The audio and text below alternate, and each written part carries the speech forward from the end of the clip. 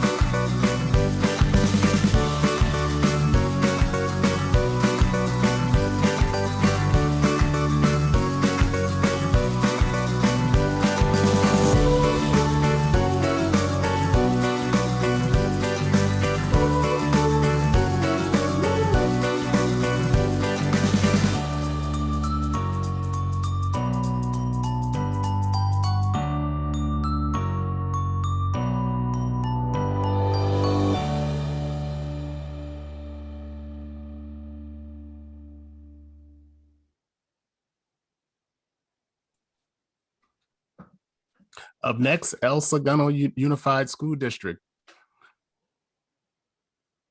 Ms. Dr. Moore.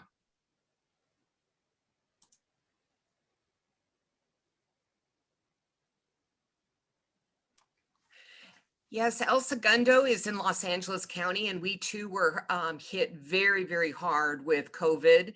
And so when fall came around, we were still relegated to a distance learning mode, but we remained steadfast in our commitment to reopen schools and get our students back in a hybrid. And there was an elementary waiver opportunity we took advantage of. So we were one of 5 school districts out of 80 in the county that reopened elementary to hybrid in December. So it has been a lifeline for our students, and I'm not sure this video fully captures the joy and engagement that is going on in the classrooms, but our classrooms have really targeted the readers workshop, writers workshop, and cognitive guided instruction. And our teachers have really enjoyed getting to know their learners on an individualized basis. So take a look around, and we look forward to welcoming back our secondary students in March, but this targets our elementary hybrid AM/PM.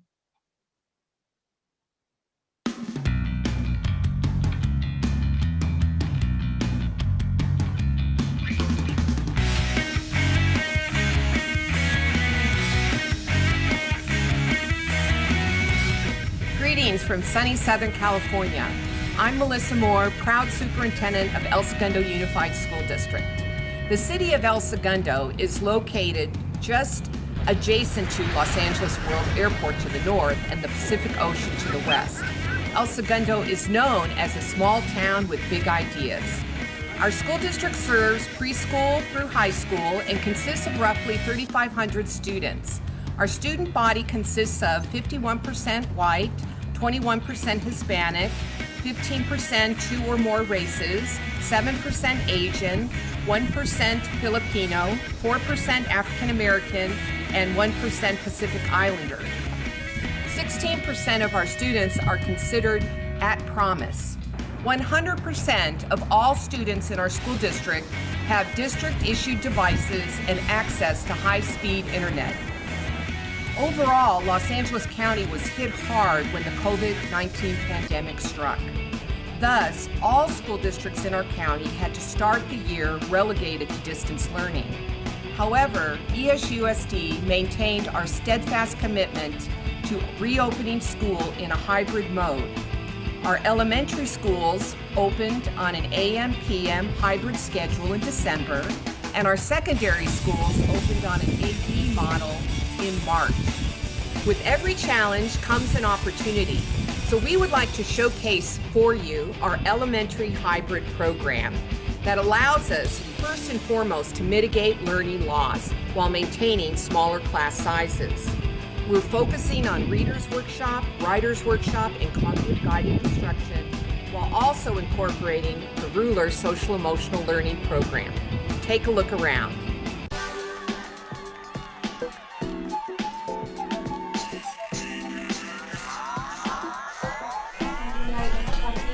And sometimes our emotions can be like dark, stormy rain clouds. Just like Then the old, kind, wise grandfather said, you have proved yourself to not only be wise and kind and swift, but also very clever. you guys remember how over here we brainstormed the different feelings that we might have? All right, and we brainstormed different strategies. What do you say? It is. After school, today's gonna be spring break!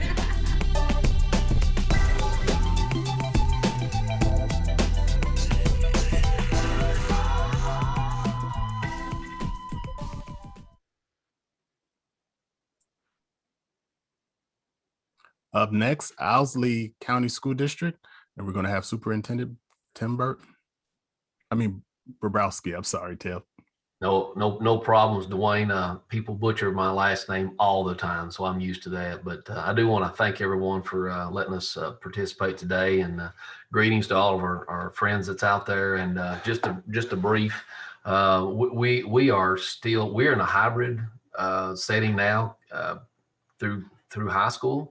So our school board basically just is going to allow us to finish out in hybrid the rest of this school year, with hopes of coming back next year with 5 days of learning per child. So that's kind of our goal here in Kentucky. Owsley County is historically known for its extreme high poverty rates across the nation, but I've got enough spunk in me to say that we're not going to let anything keep us down. And one thing that I do want to relate back to Dr. Love's comments that she did such a great job communicating was, poverty is one of those things that's out there, and it is something that just has an effect on kids and families that unless you're there, unless you've been there, you really don't know and understand. So shout out there, because I appreciate the league showing some direction to try to bring light to that area as well. And I just want to put that out there. The principal that's going to speak briefly is going to be Mr. Spence. Mr. Spence is one of those guys that I had in high school. He's now my high school principal, played ball for me, all those kind of things. But yet he's well thought of and has a good mind on him. Me and him clash on occasion, but you know what? That's good. I don't expect it to always go my way, right? And I know a lot of the superintendents are out there the same. So I'll turn it over, Dwayne, to you, and you can hit the play button there for us. Thank you, Tim. My name is Lincoln Spence, principal of Owsley County High School. We're located in Eastern Kentucky. We're a 6th through 12th grade school made up of about 400 students, grades 6 to 12. Over 90% of our students are free and reduced lunch, so we're very familiar with poverty in the area. However, we do have some strengths, such as strong internet in the community, as well as one-to-one devices for every student district-wide. So we are currently in the hybrid model of teaching and learning here at Alzette County High School. About half of our students elected to come in for in-person instruction, and they come in 2 days per week. And the rest of the students stay online full-time. Now, our district was very prepared for this type of learning when the pandemic hit. We have had extensive training in digital platforms, things like Google Classroom, Zoom, Google Meet, all of the things that were necessary to continue our education and offer a quality education here for our students. And while the pandemic has provided a lot of challenges, it's also provided us opportunity to shine at the things that we do well. And our teachers have really moved forward and really, set the bar of how to teach during this time. And we're incorporating new strategies and, taking educational risk and trying new things to make the hybrid and remote learning experience as valuable and as quality as possible for each of our students.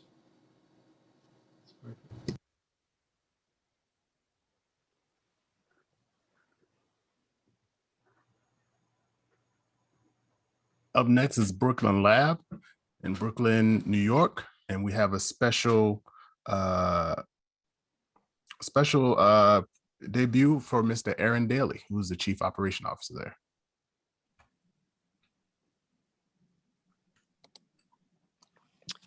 My name is Aaron Daly. I'm the COO at Brooklyn Lab. Over the past year, we've worked to share our lessons from our journey to safeguard our school community's health, so other schools can learn from our process, planning, and approach. Over the course of 16 weeks between April and August, we've held more than 150 meetings, including a set of intensive working sessions to gather insights from the industry experts, government officials, architects, urban designers, educators, staff members, parents, scholars, and many more. We intentionally sought to make our preparation sessions safe zones to share our hopes, fears, concerns, and ideas, placing a value on vulnerability as an avenue to learning and growth. As a group, we set out to answer key questions. What will classrooms look like and feel like? How can we keep students and teachers safe on their way to and from school? How will we honor scientific and public health guidelines? From these meetings emerged 4 mission-critical documents: a back-to-school facilities toolkit, an instruction program scheduling map, a playbook for success coaching, and a guide to create learning environments that build identity and agency in this new world. We then developed detailed plans for implementing best practices. Ultimately, we organized these new approaches into 4 basic categories: strategies to help prevent the spread, strategies to contain the spread, strategies to facilitate learning and continual improvement, and strategies to establish an ongoing iterative process. We hope you find these insights we shared helpful. Thank you.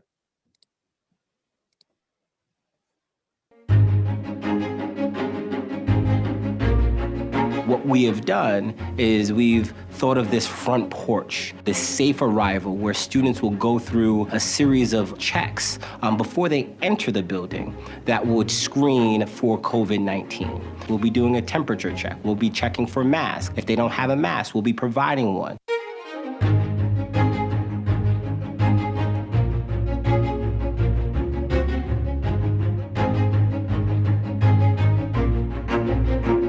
Front porch grew from the recognition, just the practical logistics of not just getting students safely into the building, but making sure that mask checks, symptom checks, and temperature taking are a part of the return to school. We have to also acknowledge that it's not appropriate for students to be standing in the street in order to maintain social distancing. Waiting to enter a school needs to be dry, needs to be warm, needs to be safe, and needs to be clearly appropriate behavior. When the students get into the building, we've gone through a series of in-class physical designs that will allow for socially distanced learning while students are in person. We have no more than 15 students in a classroom. We have no more than 15 chairs in the classroom. So we're thinking about all of the things that would be an obstruction to learning, and we're managing that, where we're planning for that. And we believe that it's hard, but it's the right thing to do for our families.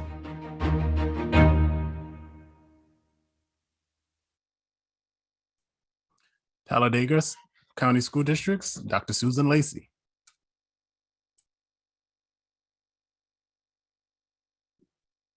Hello, good afternoon, and welcome to Talladega County Schools. My name is Suzanne Lacey, and I'm proud to serve our county school district, where we have about 7,200 students. Of course, like everyone else, it's been a challenging year. We have just all been back in school since March the 15th. Altogether, we were on a hybrid model before that. I would like to share a little bit of our work in environmental education throughout our school district, mainly in the school community called Munford, Alabama. We have 10 of our schools throughout the district that have been recognized as National Green Ribbon Schools. And part of our environmental work is to really help our students appreciate their surroundings, the community they live, and exploration of the community where they currently are going to school. So please join us as we journey through the woods, the ponds, and a little bit of a cave and other interesting explorations of learning in Talladega County schools. Most kids haven't spent much time around birds and frogs, except for the ones in video games. If you're not careful, the world can really box you in. It's easy to forget about all the awesome things outside. Lucky for us, someone figured out a way to mix plants, fish, and butterflies with math, science, and history. And once we got into the woods and down the creek, we never want to stay in our box again. Nestled at the foothills of Cheaha Mountain and the Talladega National Forest, you will find the Mumford Community Schools. Mumford Elementary, Middle, and High are part of the Talladega County School District and serve roughly 1,500 students. The Mumford schools were the first in the nation designed to immerse students in the outdoors and incorporate conservation education into their core curriculum. Immersing students in an outdoor environment and providing numerous hands-on learning opportunities has resulted in a highly successful educational model that is winning national awards. The 130-acre Mumford Schools campus includes a walking trail connecting several educational hotspots, including a greenhouse, longleaf pine stand, aquaculture training facility, and bald cypress swamp. Outdoor classrooms and an amphitheater can also be found along the trail and are utilized to stimulate students' natural curiosity of the great outdoors. The campus also houses chicken coops, fisheries, and beehives. Information about conservation education can be found all across the campus at various kiosks both along the walking trail and within the schools, and provide unlimited hands-on learning opportunities for students and visitors. In order to help understand and address environmental issues impacting the local community, the schools regularly reach out to community experts, volunteers, and local facilities. One program inspired by this outreach was the building of an eastern bluebird habitat for the Mumford community. Through the use of drones, students utilize aerial images to locate the most beneficial areas for nesting boxes, then constructed and placed the boxes on the campus. The students expanded the project last year by taking 10 houses to Cheaha State Park. The Mumford schools also recognize that the majority of future careers will involve science, technology, engineering, and mathematics, known by the acronym STEAM. To better prepare students, the schools have increased their emphasis on creating and incorporating STEAM lessons in both indoor and outdoor classrooms. While teaching students to become better stewards of wildlife and natural resources, they hope to decrease the underrepresentation of their students in STEAM careers. Through the Mumford Schools' influential and holistic approach to education, community, clubs, and internships, learning transcends the classroom. As a result of their conservation education with a STEAM focus, the Mumford Schools have experienced improved test scores, increased attendance, a substantial drop in failing students in core classes, as well as earning the distinguished honor of STEM certification by the Cognia organization. Not all of Mumford students will become biologists, foresters, or naturalists, but they will become CEOs, farmers, and landowners. They will make decisions that have an impact on our environment for years to come.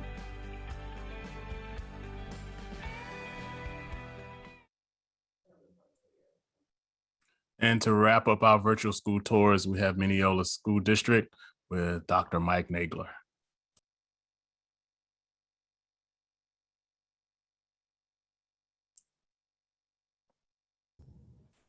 There you go. Okay, good. Of course, I have to follow Talladega. Thank you very much. We've been a little different than most. We've been in school the entire school year in a variety of in-person, fully virtual, with a separate online school, as well as hybrid at the high school. And one of our goals was to not waste the year, in my terms. So we really doubled down on our SEL initiatives. So the video is explaining kind of where we came from and where we're going. And I just want to highlight there's a ton of free resources on mineolagrows.com. So if you're interested in any of these videos or any of the resources, it's all OER, and feel free to use them, and I hope you do. So there you go, Dwayne.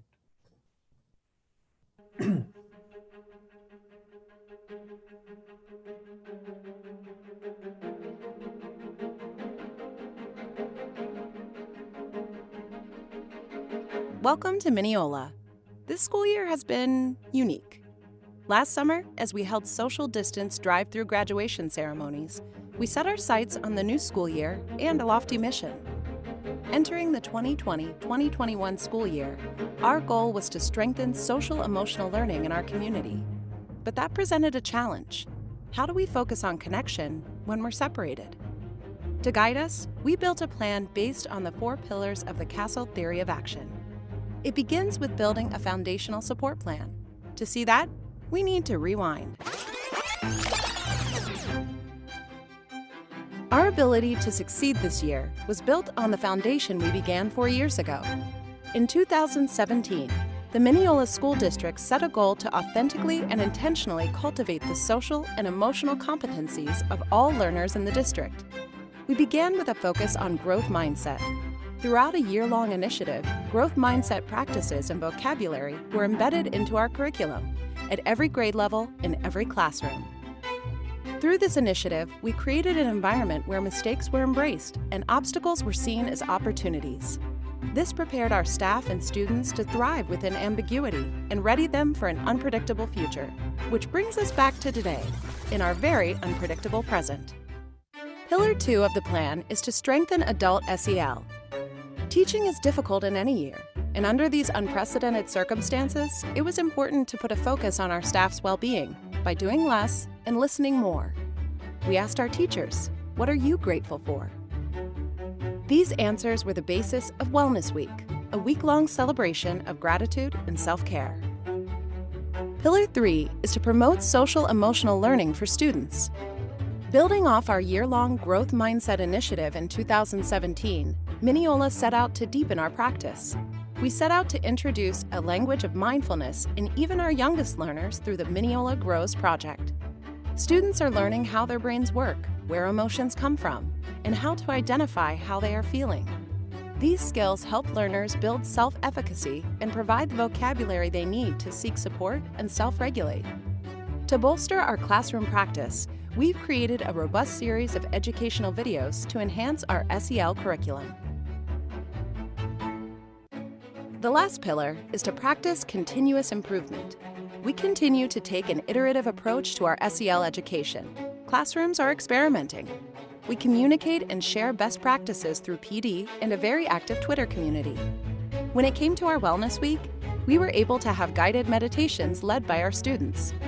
We're going to calm our bodies down and grow our brains. Make yourself comfortable. Then breathe in, breathe out.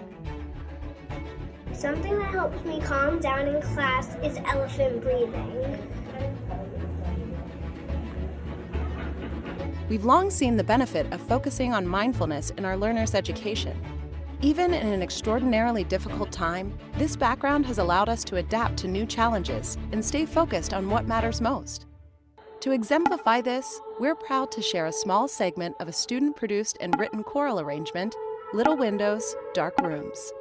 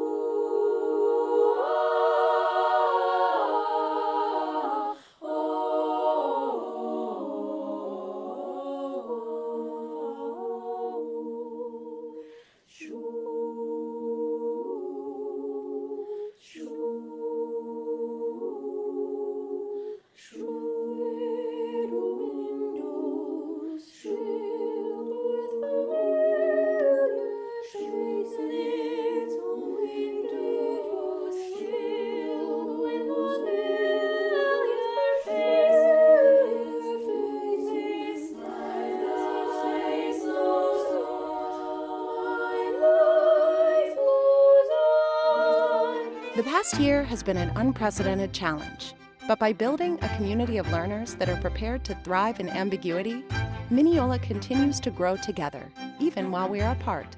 And for that, we are Mineola grateful. Thank you to our league districts for sharing those wonderful virtual tours. We were trying to bring a sense of being there like we normally are, but we did the best we could, and we enjoyed those wonderful virtual tours from our districts.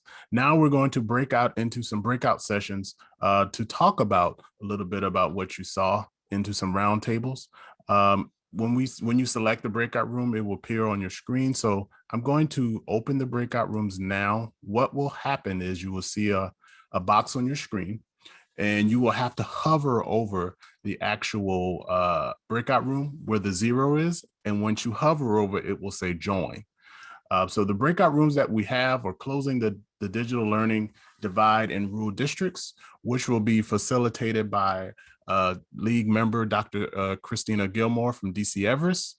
We will also have the other breakout for innovative instructional practices for remote, in-person, and hybrid learning, which will be facilitated by Mr. Gilday Crossway from Linwood Unified School District. How to sustain your technology beyond the pandemic, facilitated by Dr. Aaron English. Dr. English will be facilitating meaningful professional development. How to sustain technology needs and beyond the pandemic is Mr. Andrew Smith from Rowan Salisbury. And last but not least, how do school districts innovative instructional practices for remote and in-person hybrid learning is Dr. Eric Gunderson. So if you see that box on your screen, if it didn't show up on your screen, go down to the bottom and click breakouts. And then select the room you want to go to by hovering over the 0, which will turn into a join, and you will be able to go directly to that breakout room. We hope you guys enjoyed the conversation, and we'll see you back here promptly at 3 o'clock.